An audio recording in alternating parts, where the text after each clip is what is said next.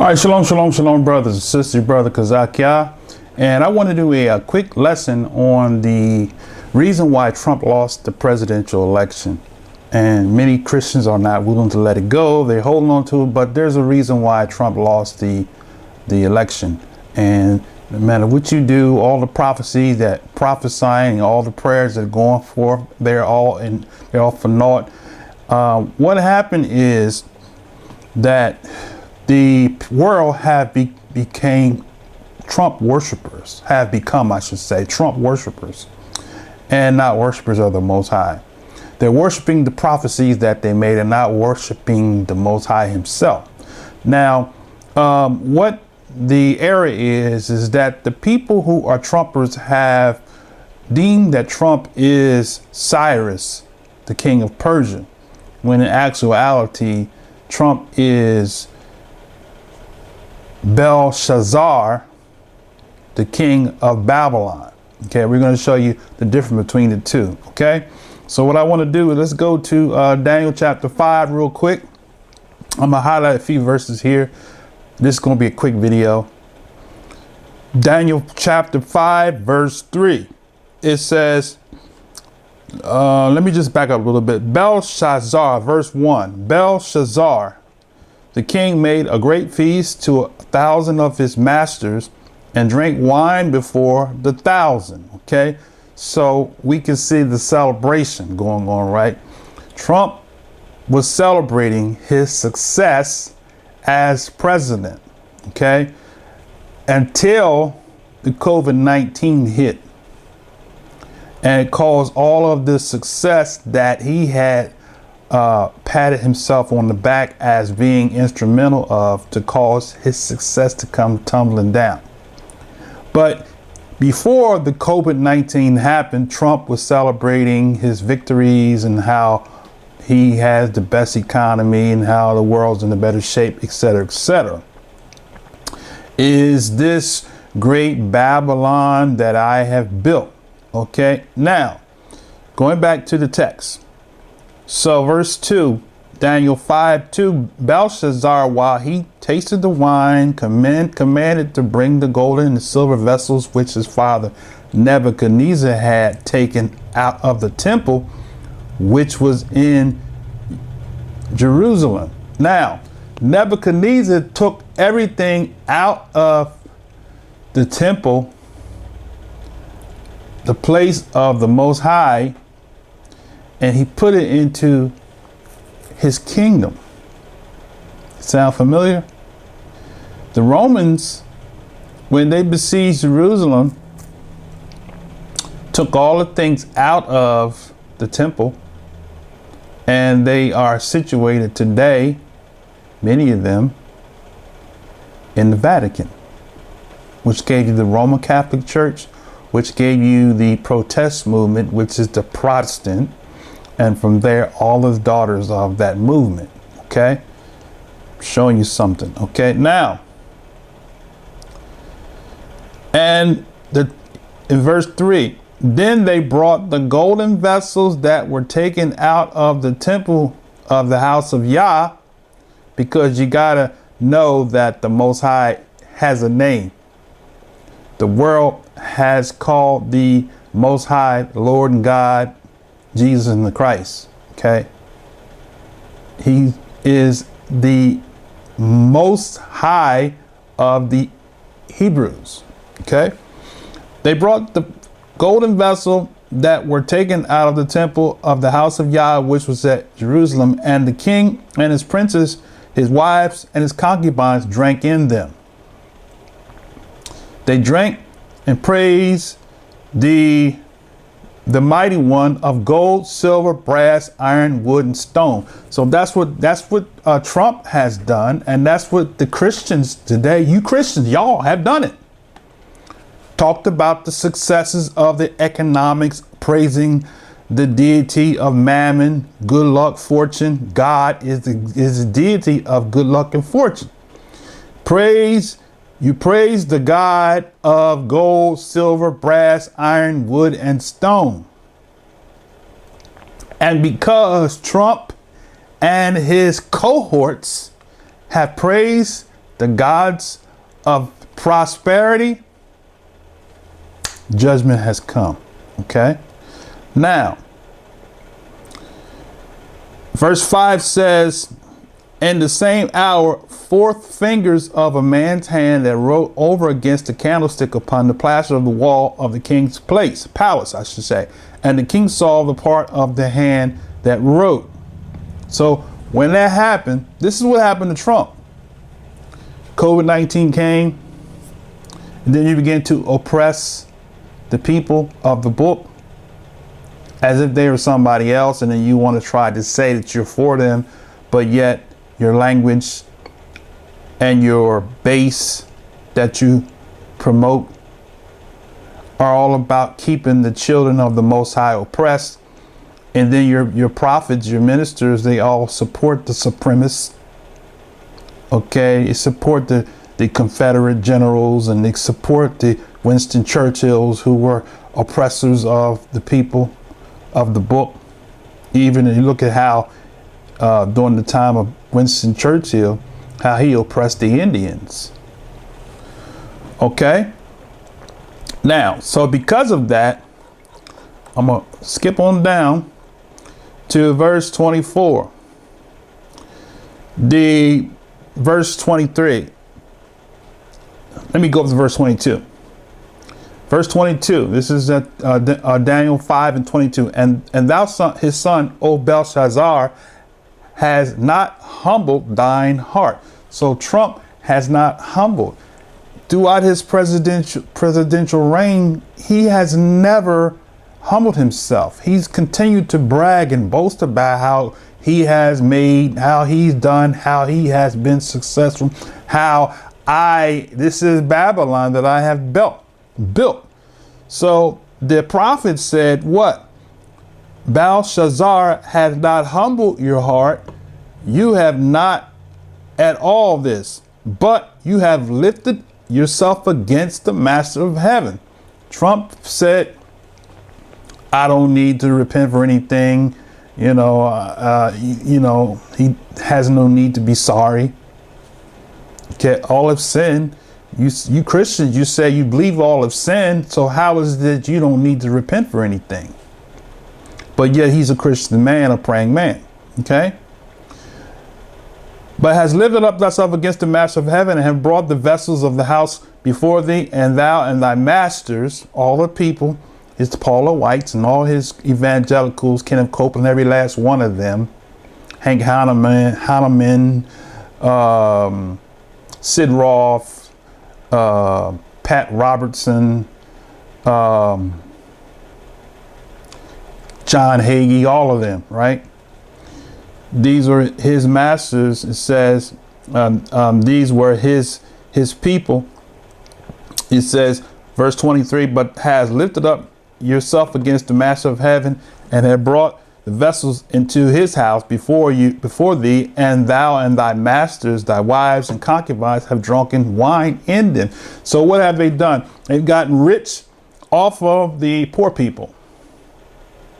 That's the reason why they didn't want to shut the churches down, because those mega churches have made so much money, have made merchandise off of the people of the Most High, who think that the Trumpers are for them when they're actually not. They're trying to continue to make merchandise out of you, right? All right. And that's not to say that Joe Biden is any different. I mean, we'll see how things pan out with him. But the reality of the matter is that we're speaking with regards to Trump at this particular point. OK, now, the Elohim of silver, gold, brass, iron, stone, and see not, nor hear not, and nor know the Elohim in whose hand thy breath is, and who are all thy ways hast thou not esteemed or praised, right? So he's taking all the credit for himself, and all the Christians and the so-called prophets that have prophesied Trump is a trumpet and all of that, and talking about the prosperity and all that. Nobody's talking about righteousness. The only 2 bullet points that y'all talk about is abortion and same-sex marriages. But it's more to righteousness besides abortions and self-same marriages. Of course, if you're going to go into the book of the law, because that's where abortion and self-same marriages is forbidden. So you got to go back to the whole book of the law and deal with the whole book of the law and not just deal with those particular topics, right? Now, so verse 24, which leads us to verse 24. Now, when then was the part of the hand sent from him, and this writing was, and this is the writing that was written, many tekel upharsin. That is interpret of the thing. Many Yah Elohim have numbered thy kingdom and finished it. Tekel, thou art weighted in the balances and art found wanting. Paris, thy kingdom is divided and given to the Medes and the Persians. Right? So now watch this. I'm showing you that this is why Trump did not get reelected. Okay. Now, does he have a shot to come back and be reelected in 2024? If he humbles himself, he could. Okay. We'll see. We'll have to see how it pans out. Okay. Now, there was the part of the hand. Okay. I read that part. Verse 29. Then commanded Beltshazzar that they clothe Daniel with scarlet and put a chain of gold around his neck, and made a proclamation concerning him that he should be the third ruler of the kingdom. In that night, Beltshazzar, the king of the Chaldeans, slain, and Darius the Mede took the kingdom, being about 62 years old. So that was the death of Beltshazzar. Now, the death in this particular sense for Trump is not, I'm not saying Trump is going to die. He's going to physically die, but he spiritually and economically, or I should say politically, has been killed. Okay. So that is who Trump is, not Cyrus. On the flip side, in Ezra, I'm not going to read it, but Cyrus was the one. I'll read a couple verses here. Okay, Cyrus, Ezra 1 and 1 through 11. And I'm going to read this, and then I'm going to nip this. I'm going to try to knock this out in 15 minutes. All right.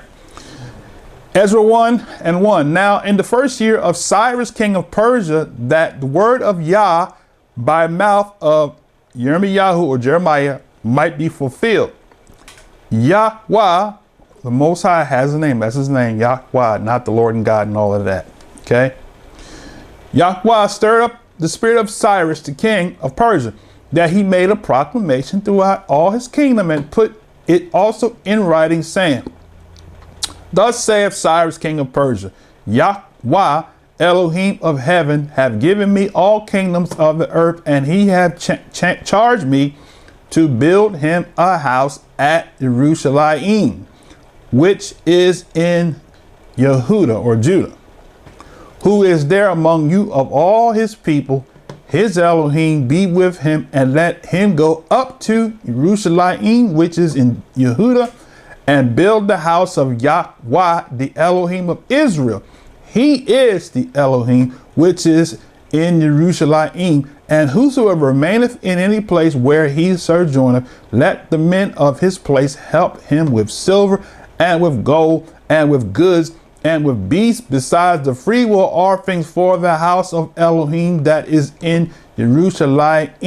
Then rose up the chief of the fathers of Yehuda, Benjamin, and the priest, or Yehuda ben Amin, and the priest and the Levites, with all them whose spirit that Elohim had raised up to go up to build the house of Yahweh, which is in Jerusalem.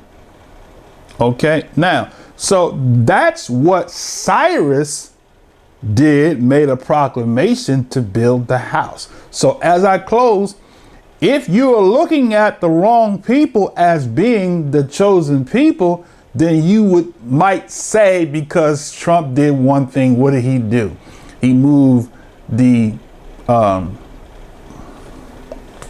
me, he moved the, what am I trying to say? He moved the United Nations headquarters from Tel Aviv to Jerusalem. Where's that in prophecy? Nowhere. Okay. Now, so Trump does not have the spirit of Cyrus, because the people that are the descendants, and if you can go, I'm gonna give you this and you got to do your own homework. I'm not gonna do a lesson on it. The people of Israel have to fit the prophecies. Only one people. I'm gonna give you one. I'm gonna give you two places you can look. Deuteronomy 28 and 68, right? And Luke 21 and 24, which says, which the Messiah, when he lived, he told the children of Israel, he said, you shall be led captive into all nations. Okay. Now, the people who the Christian world have and who you Christians have accepted as the people of the book weren't scattered, weren't taken captive into Russia and Germany. But the people, the children of Israel, are the ones that was taken captive, as the Messiah said in Luke 21:24, you shall be led captive or prisoner or a slave into all nations. Only one people fits that description. So for him to, for you to state that he's Cyrus, you got to connect him to the people of the book. And the people of the book, the Messiah said, would be sold, according to Deuteronomy 28, as male and female slaves to the four corners. When you find those people that have been slain to the four corners of the earth, fulfilling prophecy and tons of other prophecies, then you found Israel. And then now you can say that this person is actually the Cyrus of the book. Okay. Now, with that said, prayerfully you understand now why Trump, Mr. Trump, President Trump, has been dethroned. Your prayers. I'll leave you with this. The Messiah, who you say you follow, said, when you pray, pray in secret. But you all are flooding the YouTube and flooding the internet with prayers every day before men. The Messiah said, when you pray before men, you have your reward. But when you pray, he said, don't be as the hypocrites. Go in your closet and pray in secret, and Yahweh, the El Shaddai, will reward you openly. With that said, I say shalom, shalom, shalom.